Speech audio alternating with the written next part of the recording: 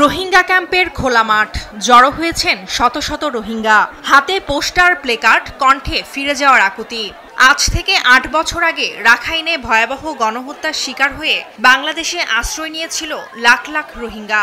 সেই স্মৃতিবহ ২৫ আগস্টকেই তারা পালন করছে রোহিঙ্গা গণহত্যা দিবস হিসেবে।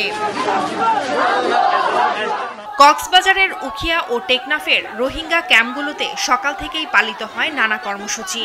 নিহত স্বজনদের স্মরণে উখিয়ার ৪ নম্বর বর্ধিত রোহিঙ্গা ক্যাম্পের বালুর মাঠে আসেন হাজারো রোহিঙ্গা। গণজমায়েত ছাড়িয়ে যায় মাঠ থেকে পাহাড়েও। এ সময় স্লোগানে তারা নিরাপদে সম্মানের সাথে নাগরিক অধিকার নিয়ে মিয়ানমারে প্রত্যাবর্তনের দাবি জানান। সাধারণ রোহিঙ্গারা জানান ৮ বছর কেটে গেলেও একজন রোহিঙ্গাকেও ফিরিয়ে নেয়নি মিয়ানমার, বরং গত ১ বছরে নতুন করে প্রায় ১.৫ লাখ রোহিঙ্গা অনুপ্রবেশ করেছে বাংলাদেশে। এদিকে আন্তর্জাতিক সহায়তাও দিন দিন কমছে। এতে পরিস্থিতি জটিল হয়ে বেড়েছে উদ্বেগ, উৎকণ্ঠা। We have been asking our justice, dignity and freedom. Already 8 years gone. Yet we demand justice. We want to go back home. No more refugee life. Open your eyes to our pain.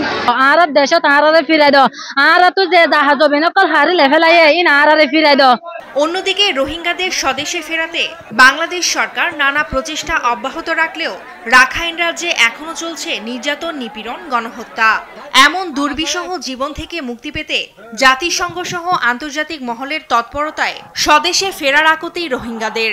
We want to go back home to our native status, to our ancestral homeland with our freedom, with our rights, with our nationality, with our equality.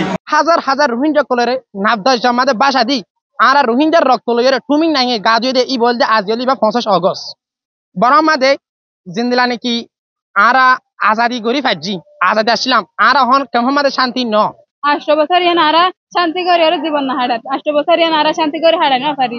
দিন দিন বিপুল সংখ্যক রোহিঙ্গার ভার বহন করা বাংলাদেশের জন্য বড় চাপ হয়ে দাঁড়িয়েছে বলছেন সংশ্লিষ্টরা। ফারজানা আফরোজ টুম্পা, নিউজ ডেস্ক, দেশ টিভি।